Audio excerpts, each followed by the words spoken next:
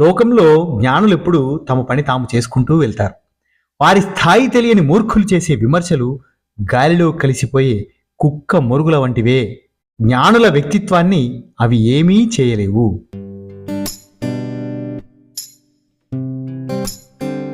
ఓగుబాగెరుగని యుత్త మూఢ జనంబు ఇలను ధీ జనముల నెంచుటెల్ల కరిణిజూచి కుక్క మొరిగిన సామ్యమౌ విశ్వదాభిరామ వినురవేమ. ఓగుబాగెరుగని యుత్త మూఢ జనంబు ఇలను ధీ జనుల నెంచుటెల్ల కరిణిజూచి కుక్క మొరిగిన సామ్యమౌ విశ్వదాభిరామ వినురవేమ. వేమన గారు చెప్పిన ఈ పద్యం లోతైన అర్థాన్ని, సమాజంలోని ఒక చేదు నిజాన్ని ఎంతో సరళంగా తెలియజేస్తుంది. మంచి చెడుల విచక్షణ లేని మూర్ఖులు జ్ఞానులైన పండితులను లేదా గొప్పవారిని విమర్శించడం లేదా తక్కువ చేసి మాట్లాడడం ఎలా ఉంటుందంటే, ఏనుగును నడుచుకుంటూ వెళ్తుంటే దాన్ని చూసి కుక్క మురిగినట్లు ఉంటుంది.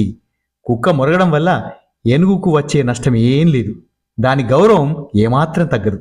అలాగే మూర్ఖుల మాటల వల్ల జ్ఞానులకు ఎలాంటి నష్టం కలగదు అని వేమన గారి పద్యం యొక్క భావం. మన పురాణాల ప్రకారం దక్ష ప్రజాపతి గొప్ప యజ్ఞం తలపెట్టాడు. ఆ యజ్ఞానికి 3,000,000 దేవతలను, మహర్షులను ఆహ్వానించాడు. కానీ తన అల్లుడైన పరమశివుడిని మాత్రం పిలవలేదు. దానికి కారణం శివుని పట్ల దక్షునికున్నటువంటి చులకన భావం. దక్షుడు అహంకారంతో కళ్ళు మూసుకుపోయినవాడు. శివుడు లయకారుడు, జ్ఞానస్వరూపుడు అని తెలిసి కూడా ఆయన శ్మశానంలో ఉంటాడని, ఒంటికి బూడిద పూసుకుంటాడని, పాములను ధరిస్తాడని హేళన చేశాడు.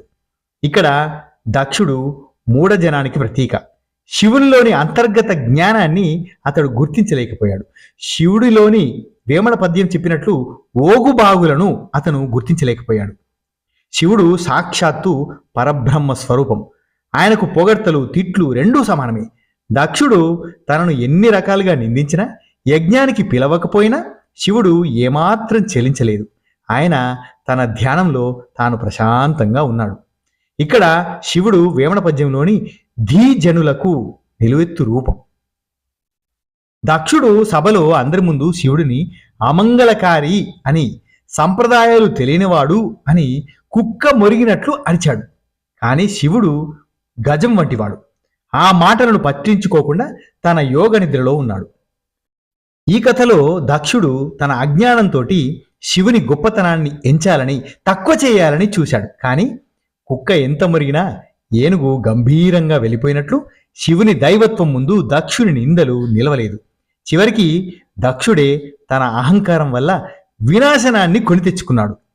లోకంలో జ్ఞానులెప్పుడు తమ పని తాము చేసుకుంటూ వెళ్తారు.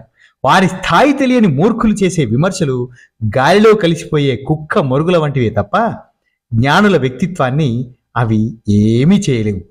దక్ష ప్రజాపతి అహంకారానికి, పరమశివుని నిశ్చలత్వానికి మధ్య జరిగిన పోరాటమే ఈ దక్ష యజ్ఞం. ఇది కేవలం ఒక కథ మాత్రమే కాదు, అహంకారం మనిషిని ఎలా పతనం చేస్తుందో చెప్పే ఒక గొప్ప పాఠం. దక్ష ప్రజాపతి బ్రహ్మదేవుని కుమారుడు. ఆయనకు అపారమైన శక్తి, అధికారం ఉండేవి. ఆయన కుమార్తె సతీదేవి శివునిపై ఉన్న భక్తితోటి ఆయననే వివాహం చేసుకుంటుంది. అయితే శ్మశానవాసి అయిన శివుడు తన అల్లుడు కావడం దక్షునికి ఏమాత్రం ఇష్టం లేదు. ఒకసారి దేవతలందరూ ఉన్న సభలోకి దక్షుడు రాగానే అందరూ లేచి నిలబడి గౌరవిస్తారు. కానీ బ్రహ్మ, శివుడు మాత్రం లేవరు. బ్రహ్మ తండ్రి కాబట్టి దక్షుడు పట్టించుకోలేదు. కానీ శివుడు అల్లుడై ఉండి కూడా తనకు గౌరవం ఇవ్వలేదని దక్షుడు రగిలిపోయాడు. వాస్తవానికి శివుడు నిరంతరం ధ్యానంలో ఉండే పరబ్రహ్మ స్వరూపం. ఆయనకు లౌకిక మర్యాదలతో సంబంధం లేదు. కానీ అహంకారంతో ఉన్న దక్షుడికి అది అవమానంగా అనిపించింది. శివుడిని అవమానించాలనే పంతంతో దక్షుడు ఒక భారీ యజ్ఞాన్ని తలపెట్టాడు. 3,000,000 దేవతలను, మహర్షులను పిలుస్తాడు. కానీ శివపార్వతులను మాత్రం ఆహ్వానించడు. తన తండ్రి చేసే యజ్ఞానికి వెళ్ళాలని, పుట్టింటికి పిలుపు అక్కర్లేదని సతీదేవి భావించి శివుడు వద్దని వారించినా వినకుండా వెళ్తుంది. యజ్ఞశాలలో దక్షుడు అందరి ముందు శివుని రూపాన్ని, వేషధారణను హీనంగా నిందిస్తాడు. పతినింద వినలేక తన తండ్రి చేసిన తప్పుకు ప్రాయశ్చిత్తంగా సతీదేవి యజ్ఞగుండంలో దూకి తన ప్రాణాలను వదులుతుంది. సతీదేవి మరణవార్త విన్న శివుడు ఆగ్రహంతో ఊగిపోతాడు. తన జట నుంచి ఒక వెంట్రుకను తీసి నేలకు కొడతాడు. దాని నుంచి అత్యంత భయంకరమైన వీరభద్రుడు భద్రకాళి జన్మిస్తాడు. శివుని ఆజ్ఞతోటి వీరభద్రుడు యజ్ఞశాల మీద పడి సర్వం నాశనం చేస్తాడు. అహంకారానికి ప్రతిరూపమైన దక్షుని తలను వీరభద్రుడు తెగ నరుకుతాడు. అప్పటితో ఆ గర్వం అణిగిపోతుంది. తర్వాత దేవతల ప్రార్థన మేరకు శివుడు శాంతిస్తాడు. దక్షుని శరీరానికి ఒక మేక తలను తగిలించి ప్రాణం పోస్తాడు. మేక తల దేనికి సంకేతం? అది ఎప్పుడు మే మే అంటే నేను నేను అని అరుస్తూ ఉంటుంది. మనిషిలోని నేను అనే అహంకారాన్ని అది సూచిస్తుంది. ప్రాణం తిరిగి వచ్చాక దక్షుడు శివుని గొప్పతనాన్ని తెలుసుకొని శరణు వేడతాడు. ఇది కథ.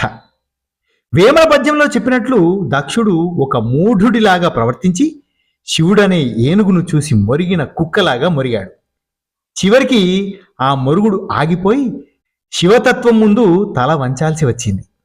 వేమన పద్యంలోని సారాంశాన్ని, దక్ష యజ్ఞం కథలోని అంతరార్థాన్ని మేళవించి చూస్తే మన జీవితానికి పనికివచ్చే అద్భుతమైన జీవన పాఠాలు ఇందులో కనిపిస్తాయి.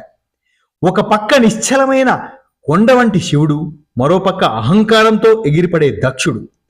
మన సమాజం ఒక పెద్ద అడవి వంటిది. ఇక్కడ వివేకవంతులైన ఏనుగులుంటాయి, కేవలం అరిచే కుక్కలు కూడా ఉంటాయి. ఈ కథ మనకు 3 ప్రధాన సూత్రాలను నేర్పుతుంది. బాహ్య రూపాన్ని చూసి మోసపోవద్దు. దక్షుడు చేసిన అతిపెద్ద పొరపాటు ఏంటంటే శివుని వేషధారణను చూసి ఆయనను తక్కువ అంచనా వేయడం. శివుడు ఒంటి నిండా బూడిద పూసుకుంటాడు, శ్మశానంలో ఉంటాడు కాబట్టి ఆయనకు సంస్కారం లేదని దక్షుడు భావించాడు. వేమన చెప్పినట్లు ఓగుబాగెరుగని అంటే మంచి చెడుల విచక్షణ లేని వారు కేవలం పై పై మెరుగులనే చూస్తారు. మనిషి విలువ ఆయన వేసుకునే బట్టల్లో లేదు, ఆయనలో ఉన్న జ్ఞానంలో ఉంది. పుస్తకం అట్టను చూసి లోపల ఉన్న విషయాన్ని తక్కువ అంచనా వేయకూడదు. యజ్ఞసభలో దక్షుడు శివుని గురించి ఎన్నో దారుణమైన మాటలు అన్నాడు. కానీ శివుడు అక్కడ లేకపోయినా తన తపో భూమిలో ప్రశాంతంగా ఉన్నాడు. కుక్క మొరుగుతుందని ఏనుగు తన నడకను ఆపదు కదా. మనం ఏదైనా మంచి పని చేస్తున్నప్పుడు లేదా ఉన్నతమైన స్థితిలో ఉన్నప్పుడు మనల్ని కించపరిచేవారు ఎందరో ఉంటారు. వారి మాటలకు మనం స్పందించి మన విలువను తగ్గించుకోకూడదు. ధీజనులను అంటే జ్ఞానులను లోకం విమర్శిస్తూనే ఉంటుంది, కానీ ఆ విమర్శలు వారిని తాకలేవు. మౌనం అనేది మూర్ఖులకు ఇచ్చే అతిపెద్ద సమాధానం. దక్షుడు తన అధికారం, సంపద చూసుకొని చాలా గర్వపడ్డాడు. తన అల్లుడిని అవమానిస్తే తన గౌరవం పెరుగుతుందని అనుకున్నాడు. కానీ చివరికి ఏమైంది? తన తల పోయి మేక తల వచ్చింది. అహంకారం మనిషి కళ్ళను కప్పిస్తుంది. నేనే గొప్ప అనుకున్నప్పుడు పతనం మొదలవుతుంది. వేమన పద్యంలో కుక్క మొరగడం అనేది దాని అజ్ఞానానికి గుర్తు. ఏనుగును చూసి భయపడో లేదా అసూయతోనో మొరుగుతుంది, కానీ ఏనుగు బలాన్ని అది మార్చలేదు.